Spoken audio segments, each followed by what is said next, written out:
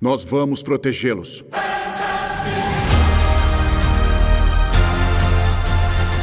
Trailer fantástico do quarteto, se me permite o trocadilho, além de finalmente nos mostrar coisas que estávamos curiosos para ver, como o Reed Richards em ação, e a surfista prateada, ele veio recheado de detalhes escondidos, com direito até a referências a WandaVision e a The Last of Us. Então se prepara que eu vou te mostrar tudo que eu descobri e algumas teorias que eu criei. Fala meu herói, fala minha surfista prateada, eu sou o Joy e nesse vídeo eu vou mostrar pra vocês muitos detalhes escondidos que estavam nesse trailer maravilhoso de Quarteto Fantástico. Eu não sei você, mas esse trailer me deixou muito animado com o filme, me deixou ainda mais com o olho brilhando a respeito do que a gente vai ver. Eu espero que seja muito bom, eu tô muito confiante, eu tô muito esperançoso, isso pode ser um problema, mas enfim, eu tô doido pra compartilhar com vocês tudo que eu descobri a respeito, todos esses detalhezinhos escondidos e principalmente o que eu pesquei da história do filme que tá muito bem escondidinha no trailer, que pode ter entregado demais por acidente. Mas antes, se você quer participar de um grupo que senta pra conversar sobre coisas do gênero, sobre séries, filmes, sobre o trailer do Quarteto Fantástico, que inclusive a gente descobriu junto que saiu e assistiu junto, que conversa, analisa, dá o seu ponto de vista a respeito do que acham que vai acontecer, sobre a expectativa que tá a respeito do filme. Então se você tá procurando um grupo de amigos assim, na descrição desse vídeo tem um convite pro meu servidor, então chega mais, vai ser um prazer te receber lá. Tá preparado? Então bora lá. Todos nós conhecemos a história. O trailer abre mostrando o The Gilbert Show, um estilo de programa muito popular na década de 60, que é um período onde o filme vai se passar, e esse programa é uma referência ao The Ed Sullivan Show. E por que eu digo isso? Além do nome Ted Gilbert e Ed Sullivan, o programa do Ed foi onde os Beatles se apresentaram a primeira vez nos Estados Unidos. Inclusive, olha essa imagem, reconhece ela, acha ela parecida com alguma coisa já viu? Exato! A gente viu o quarteto nessa mesma estrutura no teaser trailer, mostrando que os Beatles desse universo, os ícones do momento, são o Quarteto Fantástico. E como o Ted abre o trailer apresentando a trajetória da primeira família de heróis da Marvel, é bem provável que essa cortina vá se abrir e atrás dela esteja essa imagem que a gente viu no teaser trailer. Todos nós conhecemos a história.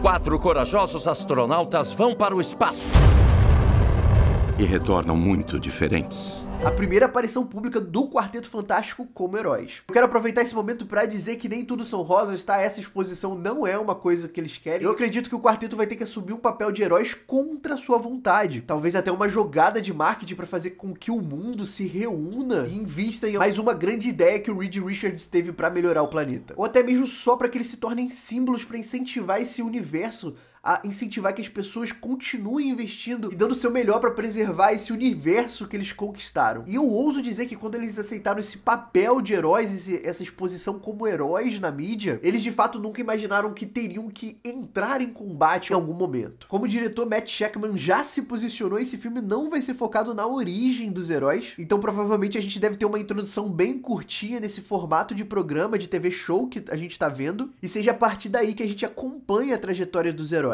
E a Marvel acredita que isso pode dar certo porque já deu certo com o Homem-Aranha, se você parar pra pensar. Apesar dessa grande exposição que eles ganham perante a sociedade, eu tenho certeza que o Quarteto Fantástico vai colher bons frutos dessa exposição, né? Como a gente vê o Ben Green sendo amado pelas crianças.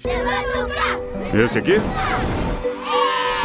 Na cena que ele aparece disfarçado com a roupinha e o bonezinho azul, a princípio ele não parece feliz se você reparar no olhar dele. Eu tenho certeza que o olho dele tá vermelho aqui como se ele estivesse chorando. Mas quando ele vê a empolgação das crianças ao ver ele, dá pra ver que isso é algo novo pro Ben. As crianças clamando por ele, pedindo pra ele levantar o carro e não correndo numa direção oposta. Inclusive isso me lembrou muito a evolução que o Hulk teve na Marvel, né? Depois que ele virou o Professor Hulk, as criancinhas se sentiam mais à vontade pra ir lá conversar e tirar foto com ele, como a gente viu nos Vingadores Ultimato. Digo isso porque o Ben Green tem essa dor de ser transformado nessa coisa de pedra. E quando isso aconteceu, muitas pessoas tiveram medo dele por um tempo. Vemos que nesse universo um monstro de pedra, depois que foi transformado em herói, virou um ícone das crianças. Tanto que a gente vê até uma figura de ação do Coisa e uma criança correndo pra salvar essa figura de ação, antes de provavelmente quase ser esmagada pelo pé do Galactus. O engraçado também é que nessa cena que o Coisa levanta o carro, remete muito a uma capa muito famosa do Superman, onde o Homem de Aço também levanta um carro da cor verde. verde. Intencional ou mera coincidência, essa daí eu vou deixar na mão de vocês. Eu acho que à toa não foi. Por conta dessa disputa acirrada que eu tenho certeza que vai ter nos cinemas em julho, né?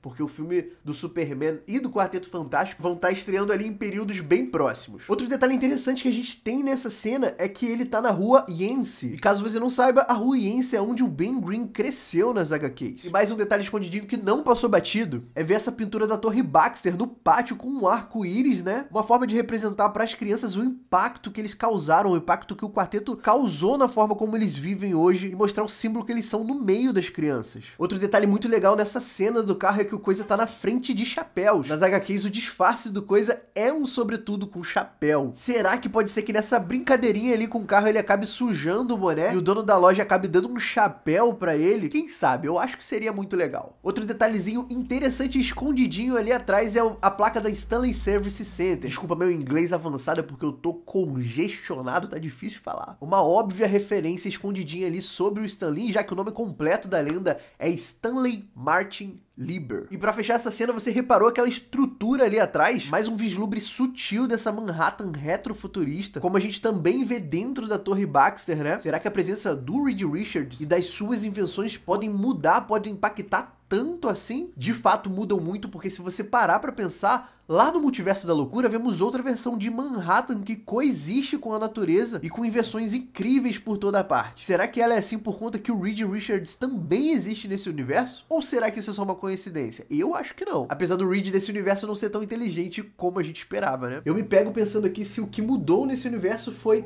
em quem os Estados Unidos investiu durante a guerra. Como vemos em Capitão América 1, eles contrataram Howard Stark pra ajudar eles, mas e se nesse universo eles tiverem contratado o Reed Richards? Talvez até porque ele conseguiu fazer o que o Howard não conseguiu, um carro voar. Porque ainda nesse primeiro filme do Capitão América, em 1943, a gente vê o Howard tentando fazer um carro voar, o que a gente sabe que já é uma realidade na década de 60, o carro voador do quarteto, que ainda não apareceu em nenhum dos trailers, mas que já foi mostrado em alguns painéis do filme, tornando essa invenção a engenhoca que mudou o rumo da história e como o mundo seria. Será que também é só uma coincidência o carro do Howard ser vermelho enquanto o do quarteto é azul, que são cores opostas? Fica aí esse pensamento para você refletir. E enquanto a gente vislumbra essa sociedade segura com as crianças correndo para ver o Ted Gilbert apresentar o quarteto, sério, essa ambientação na década de 60 retrofuturista é uma coisa que eu tô muito animado para ver, porque o Matt, o diretor do quarteto, que também é o diretor de WandaVision, ele também mandou muito bem em várias décadas durante a série do WandaVision e ficou muito bom. E agora que ele tem essa liberdade para expandir a Manhattan retrofuturista, eu acho que ele vai mandar muito bem. Isso daí é um detalhe que eu tô muito animado pra ver. Mas voltando pras TVzinhas, a gente vê que uma delas tá mostrando os acontecimentos antes deles se transformarem no quarteto, né? A gravação deles antes de ganharem poderes. Em outra TV vemos as cenas que aparecem no teaser trailer, o Reed e a Sue apresentando a Torre Baxter. Inclusive em uma dessas TVs a gente vê uma etiqueta com a marca Kaplans, que pode ser uma referência sutil ao Billy Kaplan, filho da Feiticeira Escarlate, né? Esse corpo, essa identidade que o filho dela assume depois que sai de Westview. E enquanto a gente vê uma sociedade grata pelo que eles fizeram, somos finalmente apresentados ao quarteto. E eu queria tentar a vocês o que eu já disse lá no começo do vídeo, que eles não parecem nada confortáveis ou felizes com essa exposição. Só reforçando o que eu disse lá no comecinho do vídeo, que isso daí foi uma coisa imposta a eles a fim de trazer, de colher frutos bons, e o que vai nos levar diretamente para essa cena de apresentação, para essa cena com referência dos Beatles. Em seguida temos uma visão de dentro do edifício Baxter, confirmando que a gente já sabia que essa não é a Manhattan que a gente conhece, não é a Manhattan que precisa ser salva filme sim, filme não, dos Vingadores. Inclusive, se eu não estiver enganado, Thunderbolts, que vai sair agora, vai trazer uma nova ameaça pra conta, uma nova catástrofe pra conta de Manhattan, né? Enfim, essa versão de Manhattan parece estar em boas mãos.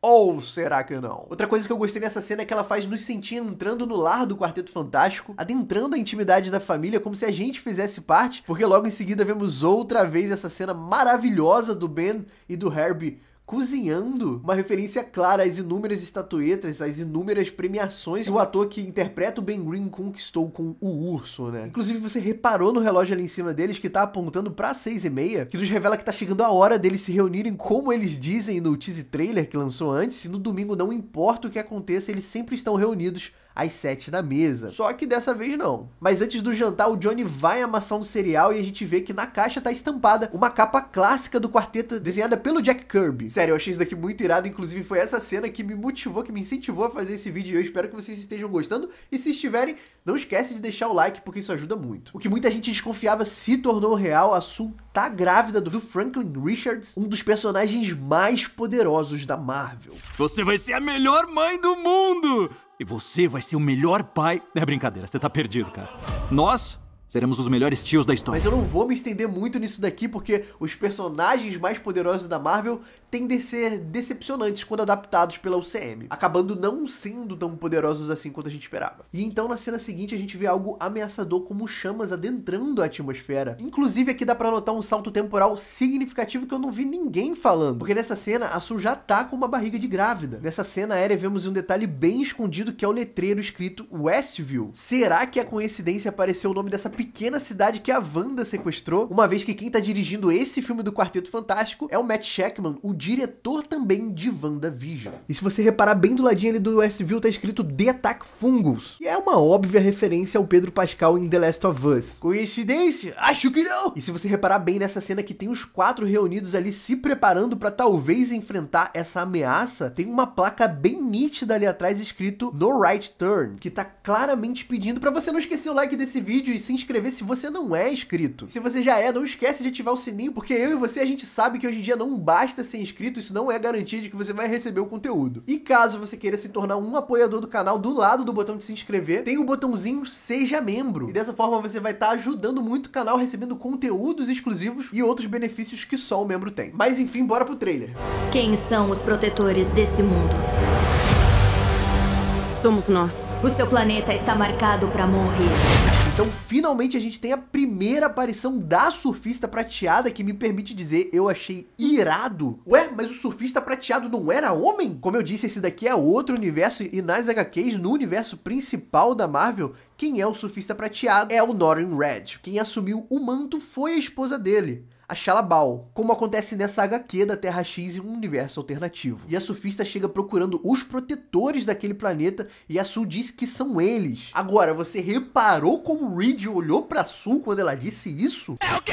Olha a cara que ele fez pra Sue, essa cara de você tá fazendo o quê, mulher de Jesus? Só reforçando o que eu já disse, que quando eles assumiram esse papel de heróis, eles não imaginaram que de fato eles teriam que atuar em combate. Eles acharam que seriam apenas cientistas, que seriam apenas uma família modelo, porque eles vivem num mundo aparentemente bem resolvido, onde todas as pessoas estão de boas com o mundo, sem grandes ameaças. O problema é que eles não contavam com o que tinha do lado de fora do planeta. Repara que enquanto a surfista tá falando, o rosto dela tá sendo reproduzido como um holograma por aquelas bolas ali meio embaçadas. E essas bolas podem ser exatamente o que a gente viu naquela cena ameaçadora de algo entrando na atmosfera e que tá transmitindo a conversa deles pro mundo todo, colocando a responsabilidade de salvar o planeta no colo do Quarteto Fantástico. A pergunta que ficou na minha cabeça é por que do mundo todo ela acabou confrontando diretamente a família do quarteto. Isso foi um roteiro preguiçoso ou ela e o Galactus sentiram a energia emanando da Sue, a energia do Franklin Richards emanando da Sue. Isso daí aparentemente só vai descobrir no filme, mas me leva a uma teoria boa que eu já vou contar pra você. Então a surfista anuncia que a Terra tá marcada pra ir de Vasco, que eles têm pouquíssimo tempo. A gente até vê o Johnny tentando perseguir a surfista, mas seus poderes somem por conta da altitude que ele chega, né? E a gente tem até uma cena que lembrou muito o problema que o Homem de Ferro teve com o gelo no primeiro filme. Será que essa é alguma mensagem subliminar do Melchior tentando dizer que a Marvel tá finalmente voltando pros trilhos, voltando pra Marvel raiz? Quero saber o que você acha. Inclusive eu queria aproveitar pra dizer que nessa cena que o Johnny Storm encosta na prancha da surfista, algo foi dito ali pela surfista ou algo foi visto pelo Johnny, talvez uma alucinação mostrando que não importa o que eles façam, a Terra vai ser destruída, mostrando o grande poder do Galactus, a grande ameaça que o Galactus é, como a gente vê algumas cenas do planeta sendo apagado, ou até um planeta sendo destruído. Então ela joga ali no espaço completamente impactado com o que viu, mas sério, eu tenho certeza que alguma coisa foi tirada aqui, alguma coisa foi dita no meio dessas cenas aqui. E então vemos o Reed Richards admitindo que a culpa é dele, que ele esticou os limites do espaço e eles ouviram. Será que o que o Reed Richards fez para melhorar tanto essa sociedade, melhorar tanto o mundo que eles vivem, que tornou eles símbolos, é a mesma coisa que condenou dominou o planeta Terra que chamou o Galactus pra ir em direção a eles. Então vemos uma série de acontecimentos, as pessoas se escondendo em locais protegidos, em bunkers. Então vemos uma coletiva com todo mundo extremamente preocupado, dá pra ver na cara de todo mundo que eles já não estão mais tão felizes com o quarteto assim, algo foi descoberto, algo foi revelado aqui, que pode ter abalado a confiança da sociedade no quarteto. E inclusive a gente pode ver nessa cena também que o traje da Sul tá diferente, ela tá com o traje da Fundação Futuro, que dá a entender que ela não vai com eles nessa viagem. Possivelmente pelo estágio da gravidez que ela tá, mas algumas cenas dentro da nave mostram que ela vai mesmo assim. Se você reparar nessas cenas que ela tá dentro da nave, eles estão com os trajes atuais, não são aqueles trajes que eles aparecem quando o Ben ainda não virou coisa. Inclusive, ela também tá sem a roupa de astronauta nessa cena. Parece de fato que ela tá dando a luz ao Franklin, mas eu acredito que pode ser que todo o poder do Franklin esteja mexendo com a Sue, esteja deixando ela mais fraca, pode estar descontrolando os poderes dela. O que você acha dessa teoria? Eu acho que isso daí seria mais interessante, porque eu não consigo imaginar como a Marvel vai fazer uma cena da Sul dando uma luz dentro da nave. Mas o mais importante aqui é que quando o repórter pergunta ao Reed se eles estão seguros, dá pra ver uma coisa muito interessante que eu não vi ninguém falando, que é o Ben e o Johnny com uma cara como se eles não confiassem mais no Reed, que pode nos remeter ao desentendimento entre eles que pode ter acontecido por causa dessa informação omitida pelo Reed. E o Reed responde a pergunta dizendo que não sabe. Aqui, galera, eu te dou certeza que as amarras da publicidade que forçavam ele a ser um herói otimista, a família modelo, a família exemplo, que eu tenho certeza que vai impactar muito nessa narrativa, são desfeitas e ele decide ir pro público e falar: olha, gente, não é bem assim, nós não somos perfeitos, eu tentei fazer o melhor e eu arrebentei tudo, então eu não tenho certeza, eu não posso prometer que a gente vai sair dessa, mas eu vou tentar. Que vai quebrar completamente a promessa que o Reed Richards fez no programa do Gilbert, de que eles iriam proteger todos. Nós vamos protegê-los. Vemos o Reed fazendo cálculos incansáveis e chegando a lugar nenhum, mostrando que a mente mais inteligente não encontrou uma resposta. Vemos o Reed chegando no quarto do Franklin com a Sue já lá dentro, perto do berço, o que pode ser, após uma discussão entre eles dois, a verdade que o Reed revelou para a família naquele momento, o que fez todo mundo se separar, todo mundo se abalar, ou até mesmo quando ele revelou para Sue que ela não poderia participar da missão por causa da gravidez, porque poderia ser muito arriscado para a gestação pro filho deles, e pode ser até sobre isso que ele tá falando quando ele disse que não temos tempo, né? Nós não temos tempo. E não dá pra esperar a Sue dar a luz pra eles finalmente irem lá. Eles vão ter que ir agora, não importa o que aconteça. O tempo deles está contado. Eles não têm tempo, é literalmente isso. Vemos o Galactus chegando na Terra, ou é o Gabigol, não tá 100% confirmado. E nessa cena, caso você não saiba, a Torre Baxter tá aqui e do ladinho dela vemos o foguete da missão que eles precisam fazer. Eu notei isso lá na cena da coletiva, né, que tá todo mundo preocupado, com aquela maquete lá no fundo mostrando o foguete tá perto da Torre Baxter e tá igualzinho como a gente vê aqui na cidade. Inclusive, outra coisa que eu reparei é que possivelmente tudo se passa dentro da Torre Baxter, né? A casa deles, o local onde o Reed trabalha, o local onde tá sendo a coletiva, porque tudo tem uma estrutura muito parecida, se você reparar. Repara só a estrutura de onde tá tendo essa coletiva e a estrutura de onde ele trabalha. Muito legal, você tinha reparado isso? Vemos o que parece ser a Manhattan completamente vazia num toque de recolher e eles indo encarar o Galactus com trajes lindíssimos. Eu sempre vou exaltar esses trajes, cara. Olha que coisa linda, uma obra de arte isso daqui, virou meu papel de parede. Mas um detalhe legal é que vemos uma placa vermelha lá no canto com o nome Timely Comics, que era um nome que aparecia nos quadrinhos da Marvel antes mesmo de se chamarem Marvel. Temos a surfista saindo de um mecanismo que talvez possa ser até o próprio Galactus, né? Até a cadeira do Galactus, quem sabe? Eu sei que isso não tem relevância aqui, mas essa cena me lembrou muito a cena que a gente vê no último Transformers, do robô surgindo, aquele robô caçador saindo da máquina do robôzão que vai consumir a Terra no filme, sabe? Me lembrou muito. Vemos a Sue fazendo um discurso lindíssimo, que provavelmente vai ser o discurso que ela vai usar pra família se reunir de novo. Eu não vou desistir. Vamos encarar isso juntos. Nós lutaremos juntos. Como uma família. Então vemos o quarteto em ação e o Coisa quebrando tudo, tentando provavelmente executar um plano para que eles consigam atrasar o Galactus, provavelmente, e a Sue ali dando o seu melhor, mas completamente machucada, completamente no seu limite. E finalmente a gente tem um vislumbre do Senhor Fantástico se esticando, é bem rapidinho, mas foi o suficiente pra gente perceber que pode não ser tão tosco quanto a gente esperava, que dava pra ter feito com a Kamala Khan. E a gente vê ele dando essa espichada, né, com uma geringonça na mão, com uma tecnologia na mão, que a gente não sabe o que aquilo vai fazer. Eu chuto que aquilo vai travar o tamanho do Galactus naquilo dali pra fazer com que ele não cresça mais ou não diminua. Não sei, eu quero saber de você, o que você acha que aquela geringonça pode fazer. Inclusive a gente vê uma cena maneiríssima do Coisa sem a blusa, saindo debaixo d'água e puxando um estaleiro, o que mostra que o Coisa não tá pra brincadeira. Esse daqui é brabo demais, esse daqui é forte demais. E o trailer encerra lá onde ele começou, lá no programa do Ted Gilbert, com a promessa do Reed de que eles vão proteger todo mundo. Volto a dizer, um papel que eles nunca quiseram, mas que agora eles vão ser obrigados a cumprir. E encerramos o trailer com o Galactus dando aquela caminhada pelas ruas de Manhattan. E eu quero aproveitar esse momento para dizer que vozes na minha cabeça afirmam que a gente vai ter esse dilema, né, na vida do quarteto. Os cientistas, as pessoas que buscam ajudar o planeta da forma deles, que acabaram se tornando heróis contra a sua vontade, que vão acabar eventualmente tendo aquele conflito de não, a gente não tem que lutar com eles, não é o nosso trabalho é tentar ajudar da forma que a gente consegue. Você tá grávida, o nosso trabalho, não somos pessoas de lutas e tudo mais. E a Sue vai convencer eles de que se eles têm poder, eles têm que ajudar, que eles são a última linha de defesa da Terra, então eles precisam atuar ali. Então, assim, eu acho que isso vai ser um dilema muito legal de ser explorado nesse filme. E outra coisa que as vozes na minha cabeça eu acredito que vai ter nesse filme, vai ser a família se afastando depois do anúncio do bebê, depois do anúncio do Franklin, né? Depois do anúncio que o Reed e a Sue estão grávidos, o que pode nos levar à cena do Ben Green se sentindo solitário, nesse sentido deixado de lado depois de tudo que ele fez, indo visitar o seu bairro natal lá no Yancey. Mas lembrando que isso são tudo vozes da minha cabeça. Essa cena aqui eu deixei pra falar por último, porque eu tenho uma teoria do que pode estar acontecendo se ela não for uma alucinação, tá bom? Como eu disse mais atrás ali no vídeo sobre a surfista ir direto à família por causa do Franklin possivelmente tá emanando muita energia, possa ser que a gente vê a nave perante esse planeta sendo destruído, porque o Reed pode estar atraindo o Galactus pra um planeta que já tá morrendo pra um Celestial. Porque se você reparar nessa cena, ela me lembra muito